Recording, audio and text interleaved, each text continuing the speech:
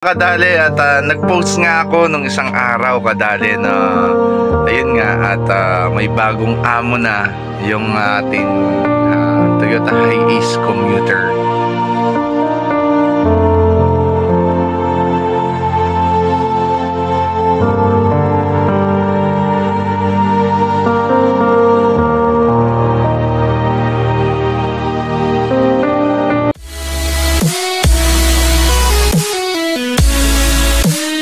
Yo boy, what's up mga kadali? Yo boy, what is up mga kadali? So ayun at magandang umaga, tanghali, gabi, hapon sa inyong lahat. Sa lahat ng mga nanonood ng video na ito mga kadali. So ayun mga kadali at nag-post nga ako nung isang araw kadali na ayun nga at may bagong amo na yung ating Toyota Hiace Commuter. So ayun sila sir, eto. Ayan. Sila sir yung nakabili nung aking Toyota Hiace na commuter. So maraming salamat sir. At sana alagaan niyo yung aking si Kim Saiti. Yan pangalan ng ating van na commuter. So maraming salamat.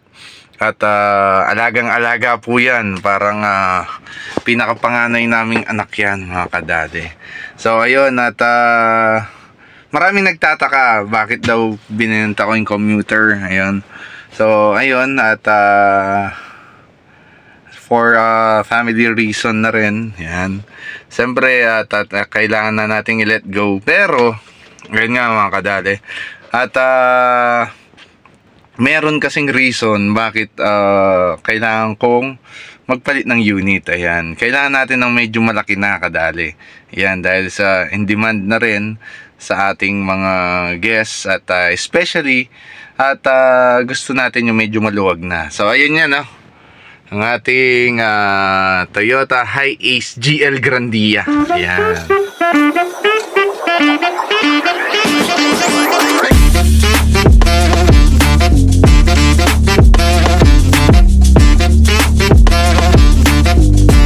Ayan yung loob niya, di ba? Mas maluwag. Tapos etong camera, yan, di ba? Ayan Ayan yung pinakaharapan niya. Yan. So driver side at passenger side. So mas malawak at yung legroom ng GL Grandia kasi is ayun nga medyo mas maluwag at komportable kadali. Yan. Tapos center console tayo. Ayan. So ayan mga kadali at sa mga naghahanap pa sa akin, sa mga guests ko dyan. So meron pa po tayong van. Ayan. Siyempre at regular tayo. Shoutout. Regular tayo kay Boss June Daus. Ayan. So shoutout sa iyo Boss June. At ayan. Ang aming bagong service ni Boss June Daus. Ayan, shoutout sa iyo, boss. Nung nakita ko nga siya, chinek ko muna siya. Ayun. At nagustuhan ko naman. Especially, siyempre, tumitingin tayo, lalong-lalo na sa makina. Ayan, kadali. So, sa makina tayo, ayun, actually, this video, bukas yan, kinabukasan, sorry. So, magdadalawang linggo na siya yan sa akin. Yan. So, ayan. Ang ginawa ko pa lang dito mga kadali, ayan, pinaglinis ko yung mga ceiling. Ayan, lininis natin yan. So hindi ko na napakita dun sa video. Actually siguro i-repeat ko yun, magte-take ulit ako ng video. Isa-second cleaning ko siya. Pero nakikita nyo mga kadali, ayan. Dati ang itim yan. Lalo na yung mga side na yon. Yan, ito mga side sa passenger at sa driver side. Ayun. Nakuha nga pa dito mga kadali sa Baguio City. So ayun, shout out sa inyo sir. Ayan ang kanilang pictures. Ayan, nagpicture kami. So nakuha ko to si Black Rider. Ayan. So pangalan nito ngayon Black Rider. So, ayun yung dashboard. So hindi ko pa po napalitan yung aking pangkambyo. Ayan. Ayan. Sensya na kayo, nandito ko sa initan. Yan, nandito pala ako. Shoutout sa lahat ng mga taga, saan ba ako? Norsagaray, Bulacan. Ayan. So, ayan ayan automatic na yung mga window niya. Ayan, di ba? Malinis pa kadali. Yan, naka-center console pa tayo. Ayan. So, nakamatings na siya na blue. Yan, hanggang likod kadali. Hanggang dun sa likod. Yan, nakamatings yan. Yan, linagyan ko na lang ng upuan. Ayan na, paningit. Ayan. So, ayan, pinaglilinis ko yan mga kadali. Ayan, oh, dati maitim to. Ayan, kasi sa Baguio, 'di ba? Hindi masyadong uso yung aircon. So, siyempre maitim ng mga dito niya na yan. Ngayon, ayan, malinis na kadali. Yan pa lang nalinis ko 'yon. Tapos bumili tayo ng safety dashcam natin lagi, siyempre. Ayan, tour ko kayo kadali. Dati ay napakarumi niyang konti dahil walang garahe.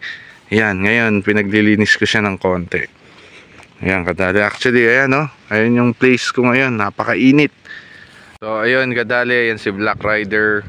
Ang ginawa ko yung ibang silver, ayan, yung mga fender nya, ayan, dating silver yan, tapos ginawa kong black, pinaint ko lang. Tapos pinalitan ko na yung mugs nya na Kalesa type, na original Toyota by 17. Tapos brand new na, siyempre brand new na gulong ang kukunin na natin kadali. Ayan o. So makinis siya sa kadali. Ang ginawa ko pa lang dyan, wax pa lang. Pag medyo gusto mo pang kuminang, pero kumikinang na siya kadali, pwede natin siyang i-rub pag may oras. Ayan. Yan ang itsura niya kadali. Ayan o. Yung ayan. So mas pinalaki kadali, mas komportable tayo. Ayan o. Ayan. Yan ang Toyota GL natin ngayon, Grandia kadali. So ayun, meron siyang space sa likod para sa mga gamit. Ayan o, diba? Yan, malinis pa siya. Ayan. Tapos yung bakal sa gitna na yun, siguro para sa akin hindi ko pa kinalkal dahil medyo busy tayo sa work. Ayan, linagyan nilang parang pinaka suporta dun sa ceiling. Pero i-check natin dyan. Yan, baka yung mga ano lang niya, yung mga lock na pin, yan, medyo naalis na sa loob, kaya siguro linagyan ng ganyan. Pero ayan, matings. Ayan, ay, matings niya, malinis. Favorite color blue, pero hindi siya nababagay sa black blue. Pero okay na yan kadali. Saka na, marami pang gugugulin na taon yan sa atin kadali. Ayan, so malinis siya kadali. Ayan, oh, malinis oh. Diba? Oh, mas pinaluwag kadali, mas pinaluwag. So ito yung mga tools ko, early warning device, syempre panglinis. Nandito na lahat niyan, paglinis, tools, ayan. So thank you very much sa aking wife, shout out sa nag-provide nitong toolbox na malaki. Alam niya kasi maglilinis ako kadali, talagang matinding linisan pag naiinip ako. Ayan, so original glass pa. Original glass pa yan na Toyota. Lahat. Kasi original pa lahat na yan, oh, di ba? Original na Toyota lahat ng glass niya. Bali ang parang napalitan dito kadali is yung windshield niya. Yan, hindi na original na Toyota pero all good siya, all goods. Yan, tapos pinatint ko na din kadali. Yan. Siyempre. Yan. So ayun na nga mga kadali, at kung if ever na magtatanong kayo, ayan, just comment down below. So ayun yung mga ginawa ko parang basic kay Black Rider. At sana kung paano kami iningatan ni Kim Saiti, ganun din kami iingatan ni Black Rider. So ayun, alam ko naman yon na iingatan kami dahil nasa driver naman yan eh. Wala naman dun sa pamahiin na mabait yung sakyan, hindi mabait. So nandun tayo sa ganong part, pero sana dun pa rin kung paano tayo magmamaneho. Nakakadali na ginawa ko kay Black Rider, makita nyo na lang sa video ng mga susunod pa. And siyempre sa makina, importante yan kadali. So lagi nating sinisafety lagi, at ginagawa natin dapat is ang engine, yung makina, para safe tayo lagi sa biyahe. Ayan, katulad nun, bumili ako ng 4 na gulong bago, brand new. Ayan, Tapos yung mga mugs niya is original na Toyota. Ayan. Actually meron man naman nabibili na aftermarket, pero siyempre pag van kasi kargahan kadali, medyo kailangan safe tayo kadali. Baka mabengkong or mawasak yung mugs if ever na ito hindi original kadali. So ayun mga kadali, susunod pa yung mga gagawin ko dito, yung mga engine, yan, ating engine, pati yung paglilinis ng van natin. So ayun. At kung hinahanap nyo yung Toyota Commuter ko, sold na po. Pag nakita nyo sa daan, businahan nyo na lang kadali. Yan, napakabait ng buyer ko na yan, ng bumili.